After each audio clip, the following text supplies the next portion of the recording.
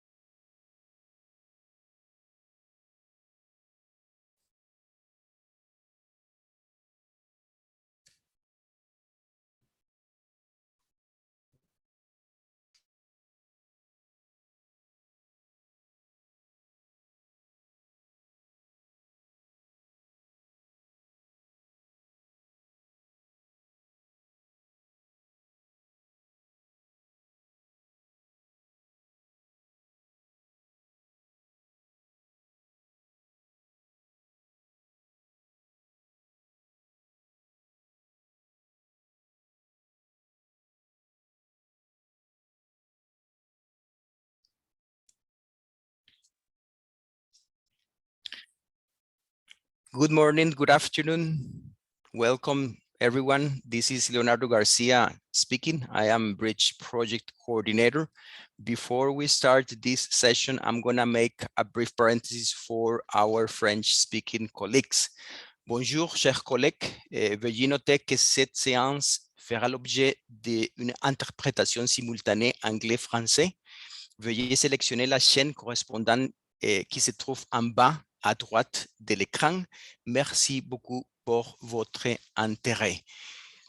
Now I'm going to switch into English. Good morning, good afternoon, everyone. It is my pleasure to host this second round of informative session, information session on Bridge Project. This time around, we're going to have the chance to get to understand the global context of private sector CTF's engagement. We're going to have the chance to get to learn about multiple financial mechanisms that CTF members of CAFE and REDLAC are currently implementing and executing. And at the end, we're going to have also the chance to guide you on the specific procedures and stepping stones of this call for concepts that we recently launched. Today, we're going to have the collaboration from Amilcar Guzman, who is director of Wealth's Company, whereby he's gonna give us some important information about these technical topics, and he's gonna give us important information about the process that we just began a few weeks ago. So before I pass on the microphone to Amilcar, I want to make a very brief recap on the dates of this process, on the specific dates of this Innovation Fund call for proposals. Feel free to use the chat for questions and answers. At the end, we're going to open up the floor for questions and answers. It is important to note that in 1 hour, we're going to have this same session for Spanish-speaking members of CAFE, of REDLAC, I'm sorry. So hopefully we're going to have enough time to discuss and to chat about different topics today. Please note also that we are recording this session. We're gonna send the documentation and the corresponding link if you want to recapitulate on some of these important topics. So a few weeks earlier, we launched this call for concepts, specifically phase 1, whereby CTS will have the chance to prepare and to develop the concept notes in a time frame of 7 weeks.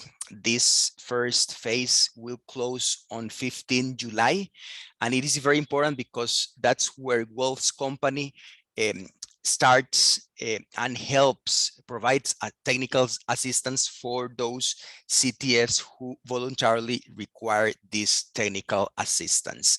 The selection committee is going to meet up for the first time in late July, early August, to make the assessment and to review all concept notes received, and is going to take a decision on 12 concept notes who are going to move on to phase 2, and will be given a 20,000 euros grant for the development of their corresponding feasibility studies. These beneficiary CTFs will have up to 3 months to develop these feasibility studies. And then once again in late October, early November, the selection committee is gonna meet for the second time and is gonna select up to 10 feasibility studies who are gonna be given additional granting for the implementation or replication of the mechanisms themselves. And the idea is to start all these financial mechanisms in 2023. The maximum extension for this implementation will be 18 months. So hopefully we're gonna have a positive response from your CTFs in this call for proposals. We're gonna give you further details about all this information in a few minutes. So now I'm gonna pass on the microphone to Amilcar, who is gonna give us important light of this global context on private sector CTFs engagement through innovative financial mechanisms. Please feel free to use the chat for questions and we'll be more than glad to answer them all. Thank you very much and good morning.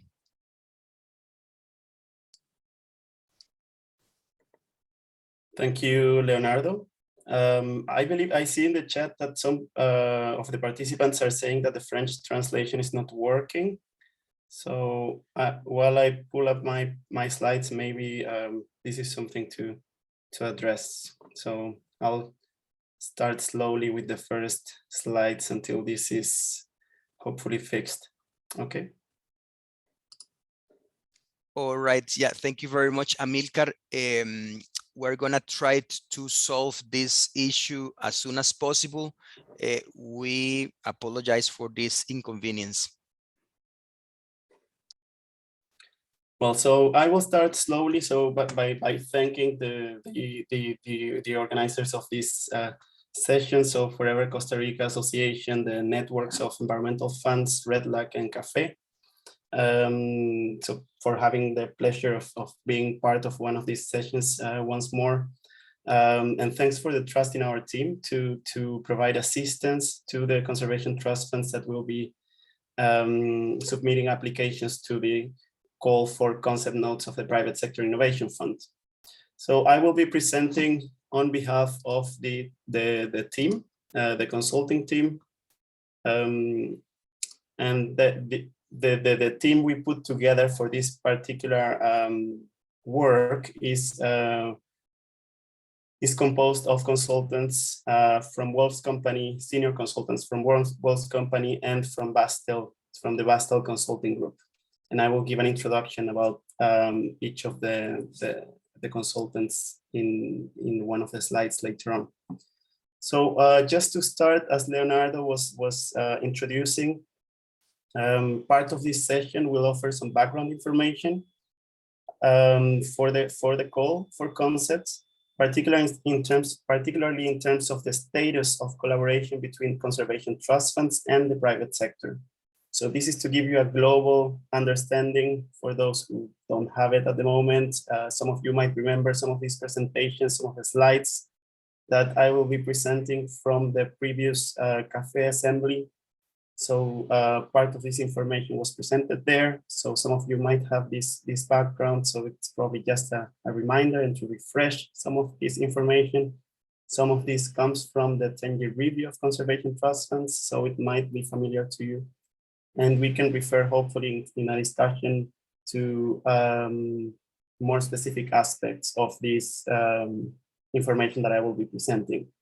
So once I presented about the background, I will give some more practical details and practical information about the assistance that we will be providing. So dates, people, a type of assistance, etc.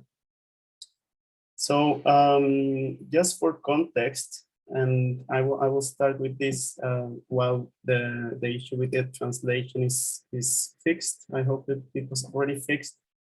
So just for context, I think is no it's no mystery for anyone that here in this call that there is a growing acknowledgement of the value of nature, of biodiversity for the economy, right? And this has been acknowledged in different reports, in different initiatives, and it's been in many presentations that you probably join regularly. However, even though biodiversity contributes to the economy and there is growing acknowledgement of that, the contribution to protect biodiversity and nature in general are still limited, right? We all know about the biodiversity financing gap. These are estimates that you can see on the right side of the screen that come from 2020.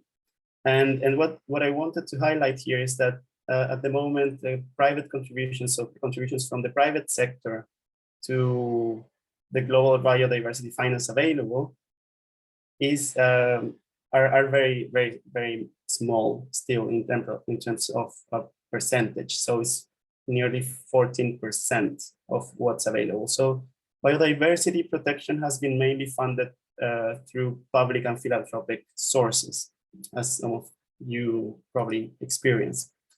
The good news is that there is growing interest within the private sector, and you can see that in different platforms that have been established that involve the private sector in the protection of biodiversity, and some initiatives such as the Coalition for Private Investments in Conservation, the Finance for Biodiversity Pledge, etc. But this hasn't necessarily reached all the actors or has not changed the situation necessarily yet. And here, when it comes more specifically to what conservation trust funds are doing with the private sector, we can see that based on the review of conservation trust funds that we conducted in 2020, we can see that most of the financing mechanisms that conservation trust funds have been using or used over the last decade were based on public and philanthropic sources, not so much on private sources of finance. There are, of course, expectations that this might change. And this is what I will be showing in the next slides. And I think at some point, I will give also the floor to Leonardo, so that he can also refer to some of the results from a survey that the networks of conservation trust funds implemented more recently about this. So I see that apparently the interpretation service is not available yet. Yeah, that's very true. We are having some technical inconveniences with the French translation. If we can make a very, very short pause, dear Amilcar and dear colleagues, as to try to solve out this situation, we are very sorry for this. Okay, I will stay on hold.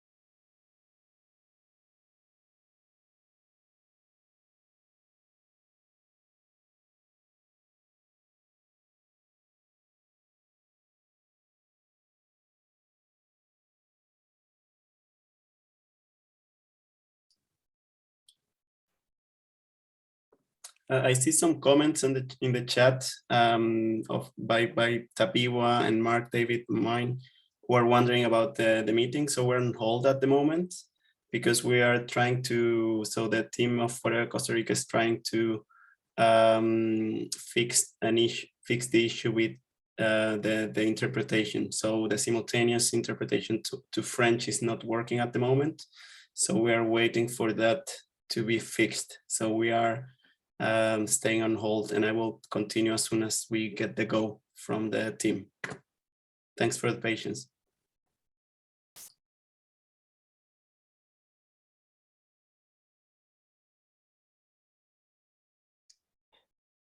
Hello, once again. We are deeply sorry for this inconvenience. It should work now, the French translation. We were having some technical problems, and once again, please to accept our apologies for this. So let's go on. Thank you, Amilcar.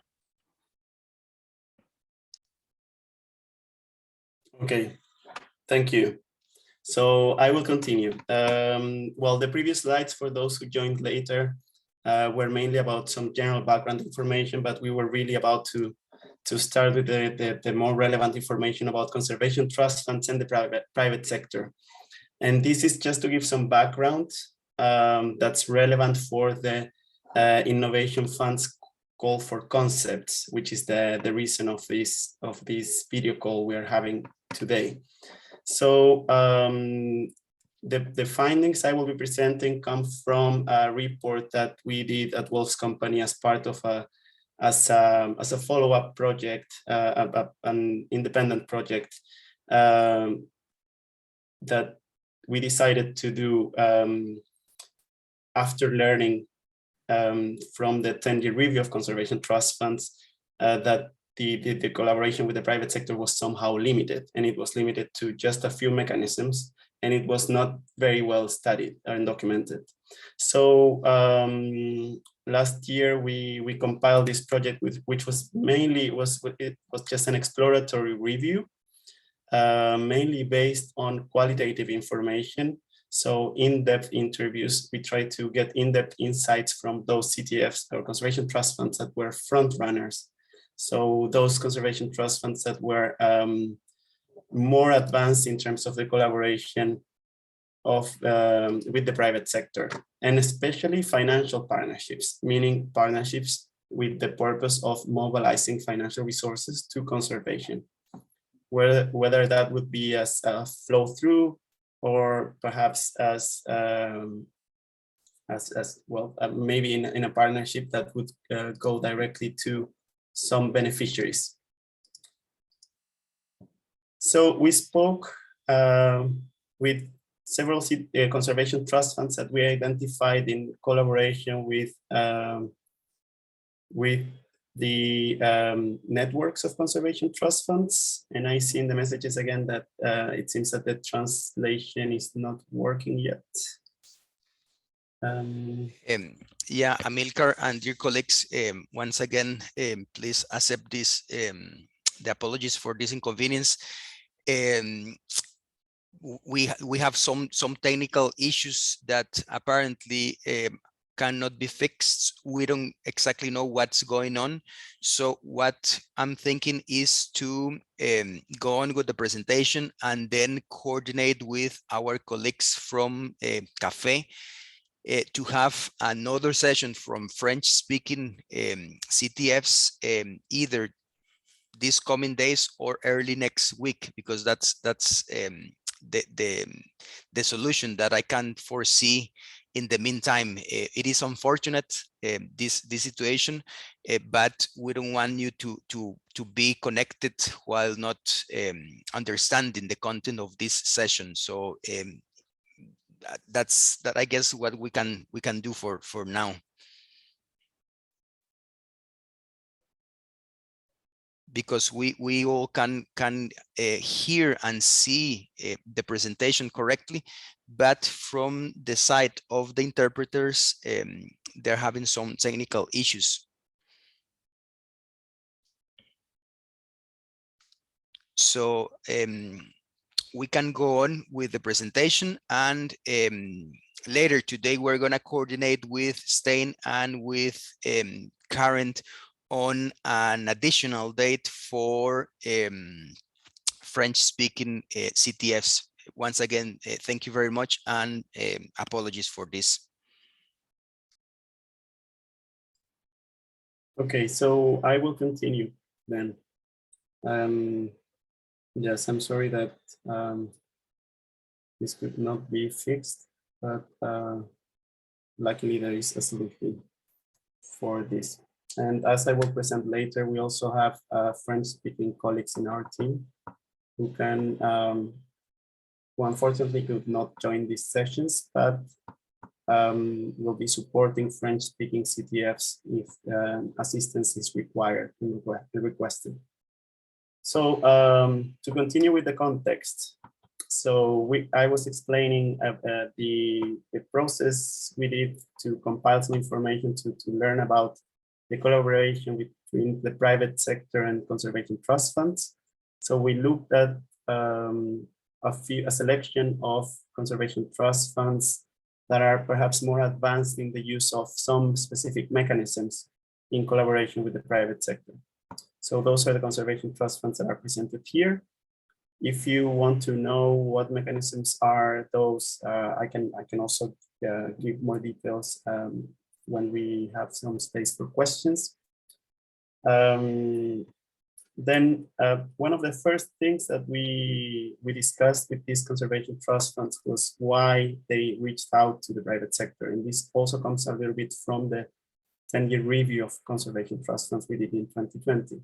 So one of the important reasons, and perhaps the most obvious one, is the mobilization of resources. That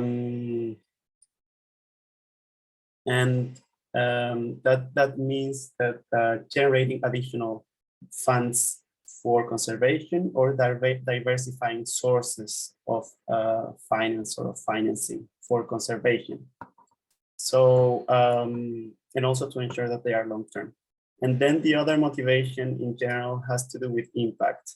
So with expanding the impact of partnerships and tailoring the impact to the local context, when the collaboration, the partnerships with the private sector involve perhaps companies or entities that are active in the private sector and can help design or make sure that the solutions that are provided or funded by the Conservation Trust Fund are tailored to that context and respond to specific needs. Now, what makes conservation trust funds attractive to private sector partners? This is also something we explored. So we explored some attributes that make them attractive. And of course, one of the first things is already in the name of conservation trust funds is that they are trustworthy institutions. And that comes mainly from the legal independence and the transparency in the procedures of the conservation trust funds. So that's very important for, in some cases, in some types of partnerships, to be able to remain somehow protected from political changes and that could affect perhaps other types of initiatives or involvement. Then conservation trust funds also have specific capacities that are quite specialized, and perhaps structures, and in some cases the ability to absorb risks and have financial know-how. So when that's in place, that's also attractive to private sector partners who are looking for some entity that can help implement a specific program or perhaps with whom to collaborate to generate some impact on the ground. And then finally, the networks. So conservation trust funds usually have networks at the national level or perhaps at the local level. And that's also very valuable for this type of partnership. And well, these are the roles that we could identify in the review. So there are some traditional roles that most of you will probably recognize when seeing them. So, and this is what conservation trust funds have done already with the private sector. So this is really what is repeatedly mentioned as an example. So one is being matchmakers, so connecting different parties and including the private sector, but perhaps other parties as well, and to create public-private partnerships, for example. Also connecting demand and supply, etc. Connecting investors with projects, or connecting investors with sustainable enterprises. So that's something that CTFs have done traditionally. And it's of course part of the important aspects that can be expanded, part of the actions that can be expanded in this collaboration with private entities. And there is also the policy influence role of conservation trust funds, which has to do with generating the enabling conditions for sustainable investments or investments in some specific areas that are relevant for conservation.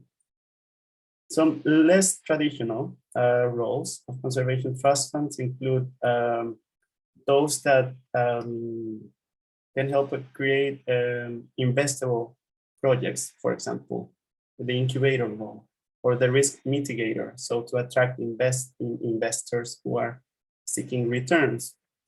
The aggregator role, by pooling different projects and also minimizing the risk for investors to contribute to support those projects, and also as investors themselves. So some conservation trust funds also do that.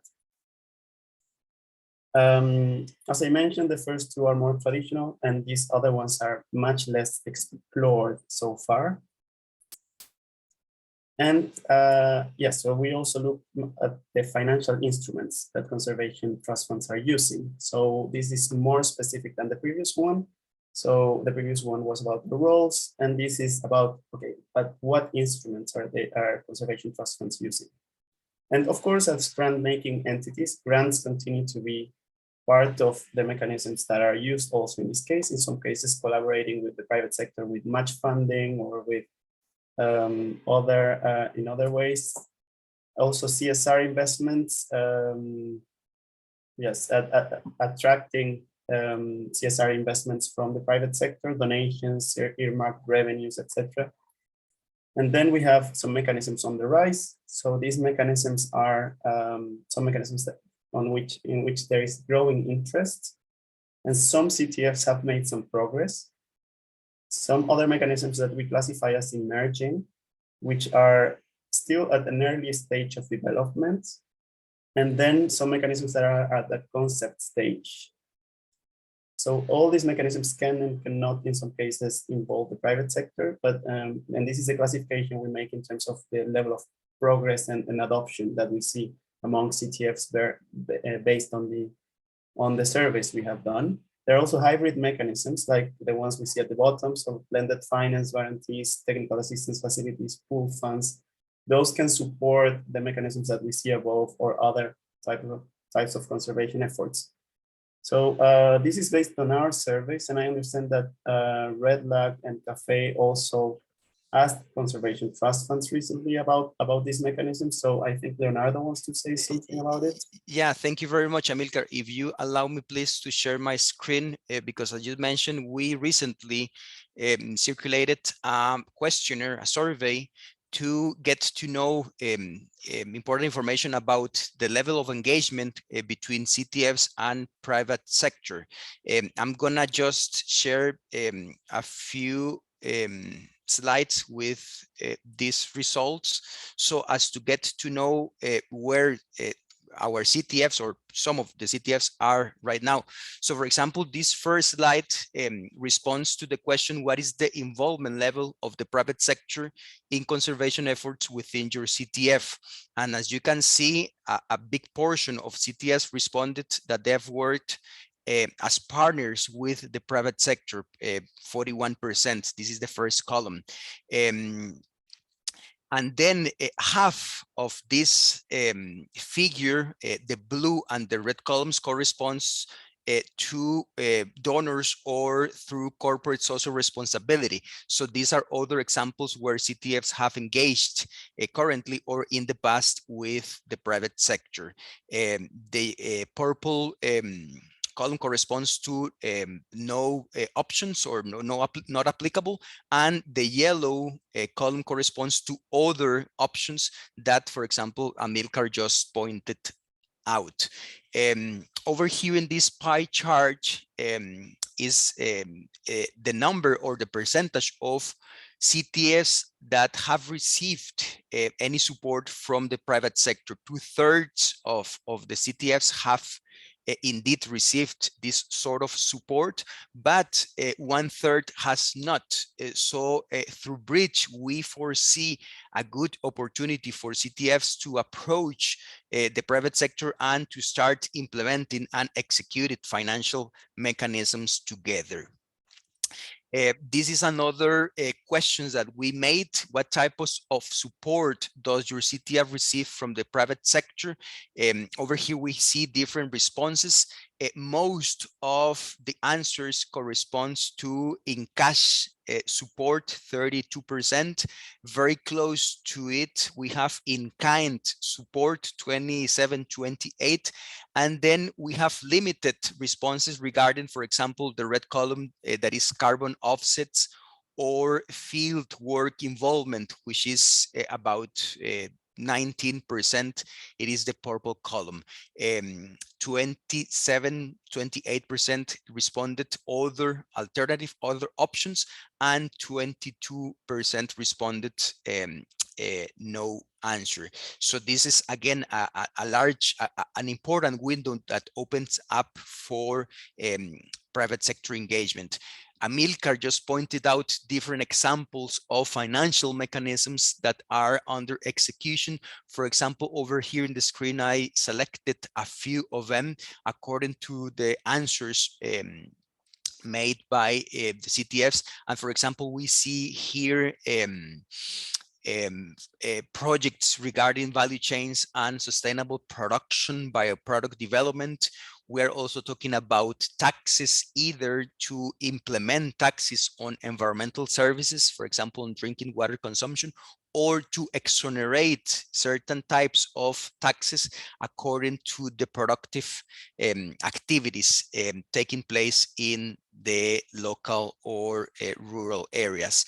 There are other examples, for example, with credit cards and recycling programs whereby the revenues are used for restoration purposes. This is just a very short screen on examples.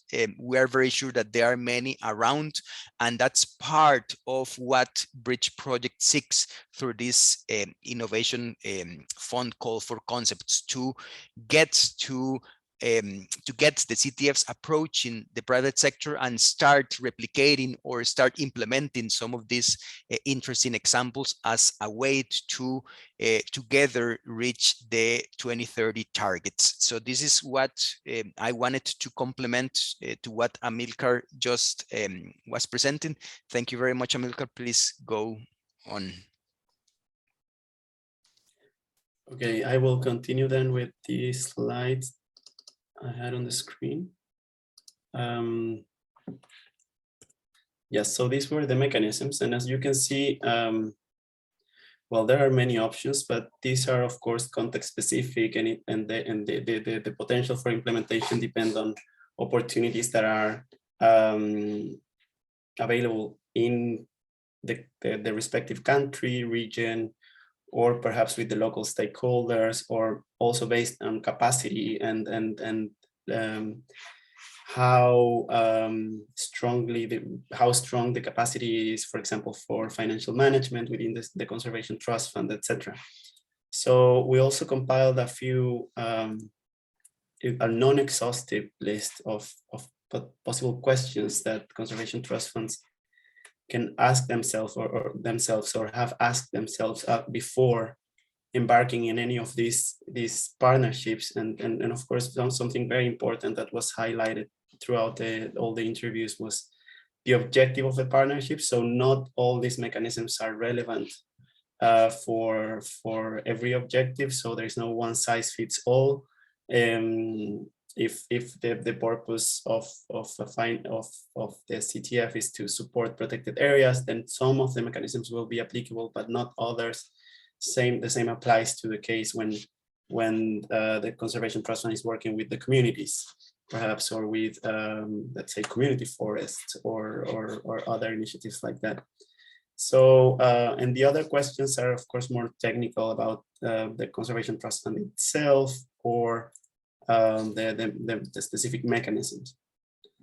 And here there are some abstract examples of, just to illustrate that there are some suitable instruments for some specific objectives or specific context.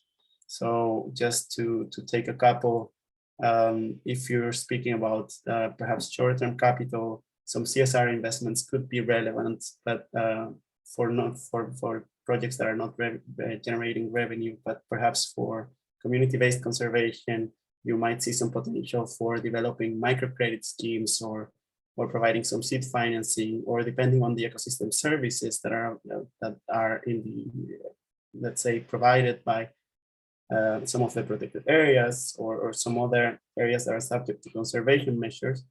There could be some payments for ecosystem service schemes, or the same with carbon offsets. Some conservation trust funds have also started to explore socially responsible investments, or ESG investing, to basically align their portfolios, their investment portfolios with their mission. So that's also something that has been explored in collaboration with the private sector. As I mentioned before, so this is where I end the presentation. I think, well, we don't have that much time, so I would like to give space for questions on this. We had some interruptions, so I hope you could still get the main message. But if you have some questions, we can have a few minutes right now, and then I can move on to the more practical aspects. And maybe, yes, if you want to hear about some of the examples that we asked about, I can also just give you a list of that.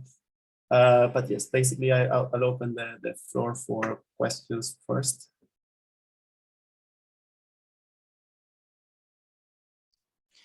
Dear Amilcar, while we see if there are questions available, I think that we can move on to the practical part of this presentation, because eventually these technical aspects could be developed under the hopefully potential calls that you might have with interested CTFs who voluntarily request the technical assistance from WWOLFS.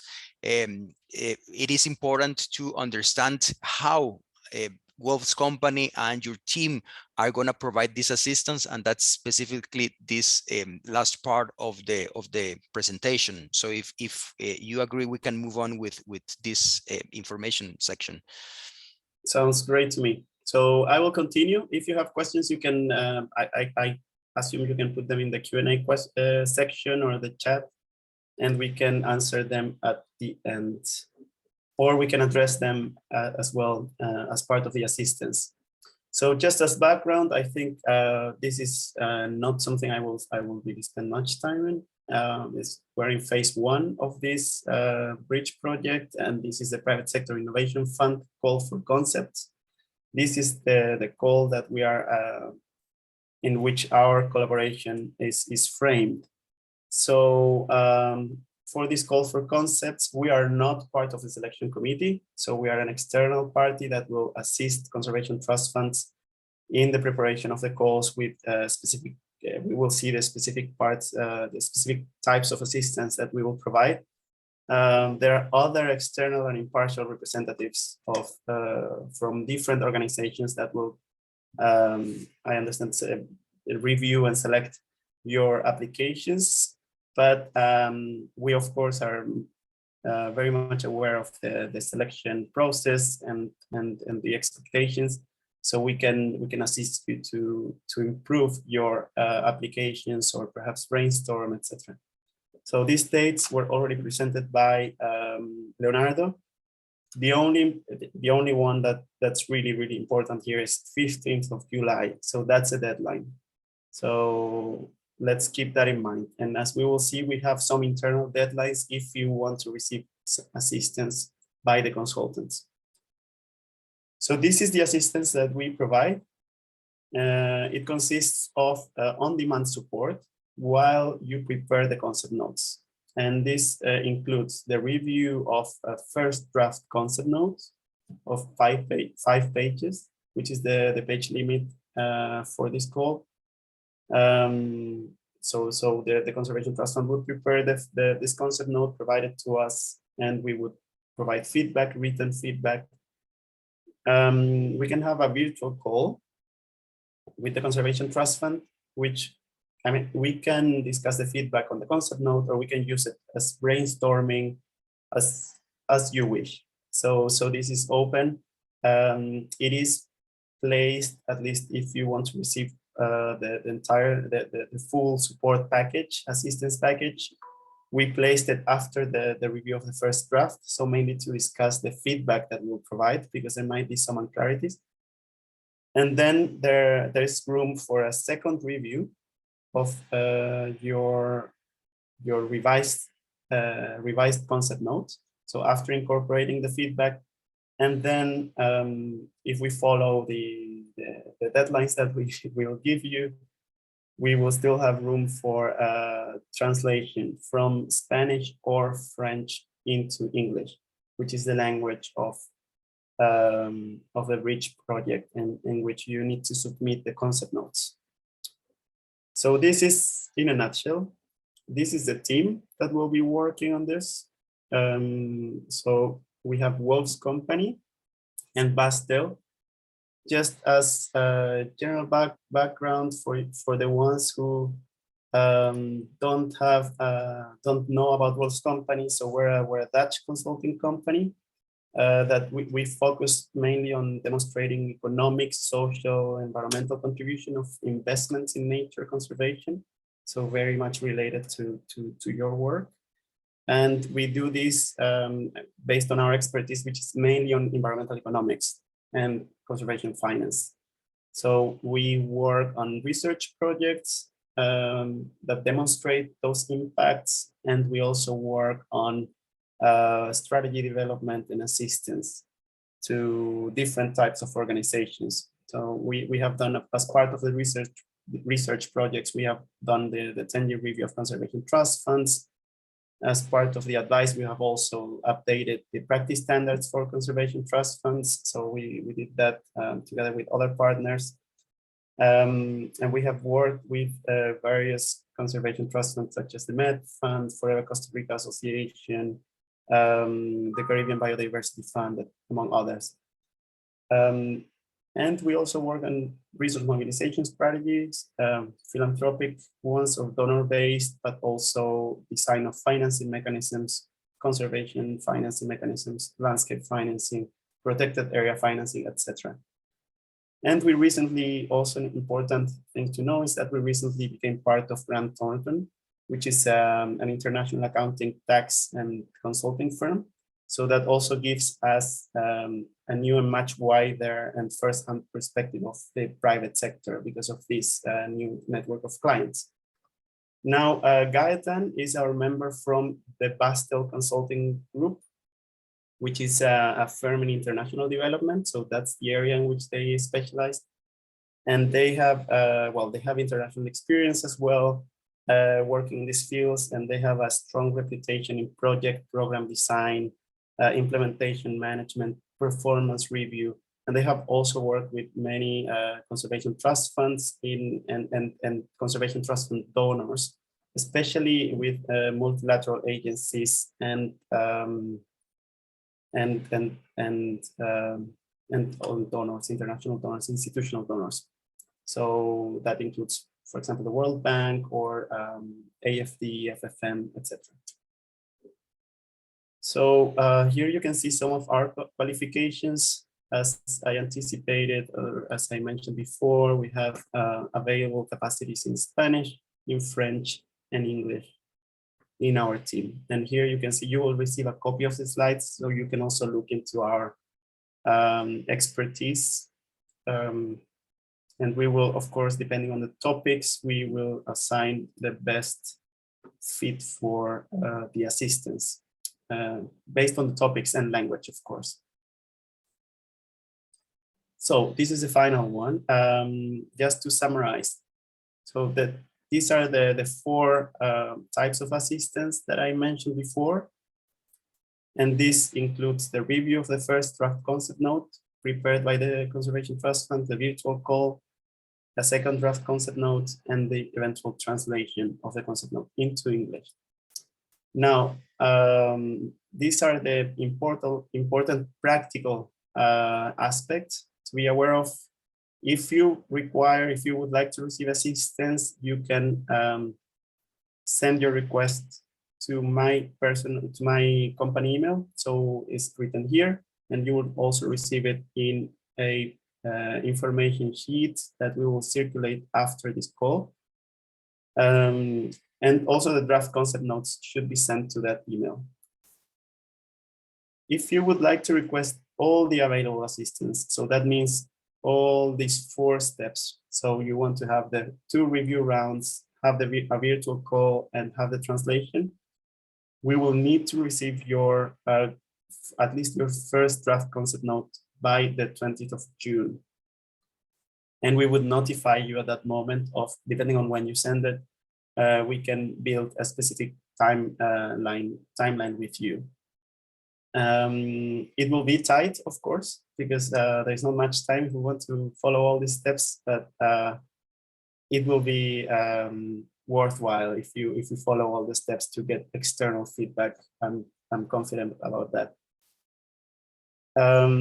If you only require feedback, for example, on one draft concept note, if that's the case, you can still send us your latest, so that the latest you can send us a concept note if you want to get feedback. That would mean 1 review round. That'll be July 1st.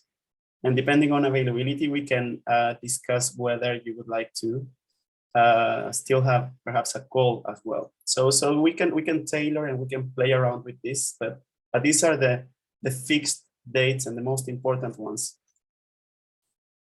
And finally, concept notes for translations should be submitted before 8th of July, so that they can be ready for the final submission, which is on the 15th of July. So that's what we have. I understand. Yeah, we have only very few minutes left. Yeah, Amilcar, if you allow me, we have one question, very important question from Jofilen Bejumula.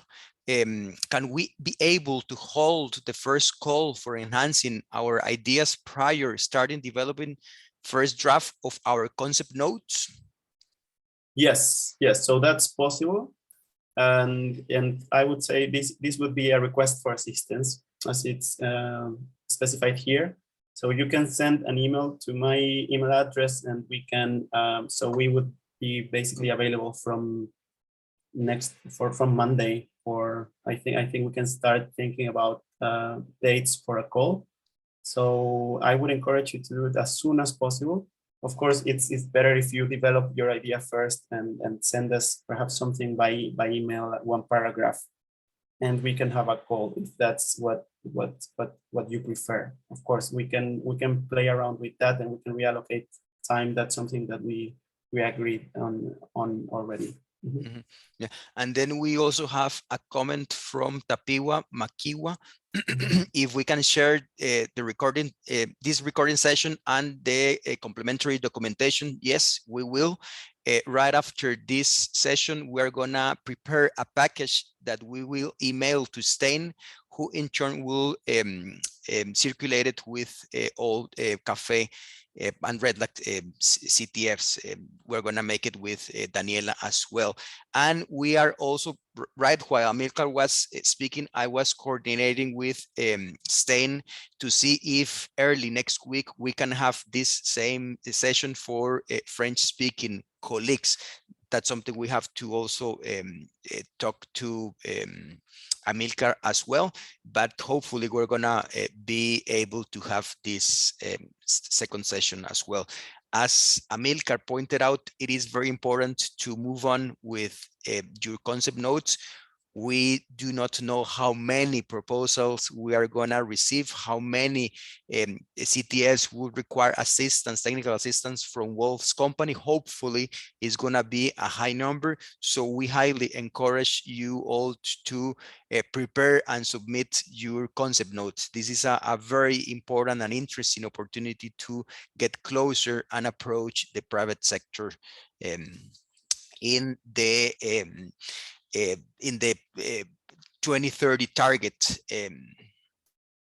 mission. So I don't know if we have other, maybe one or two more questions or comments before we dismiss this session, because we are moving on to the second session in Spanish in a few minutes.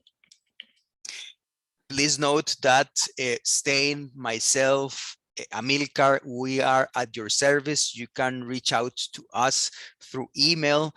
Should you have any questions or should you have any doubts about this call for concepts, please do not hesitate to contact us.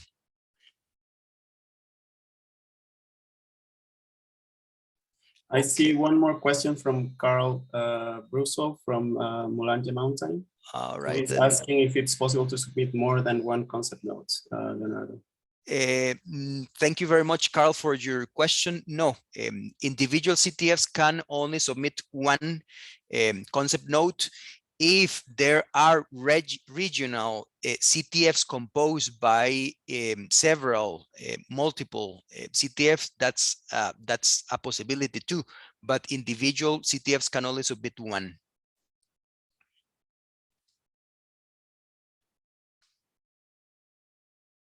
Sorry, I missed this previous question made by Carl.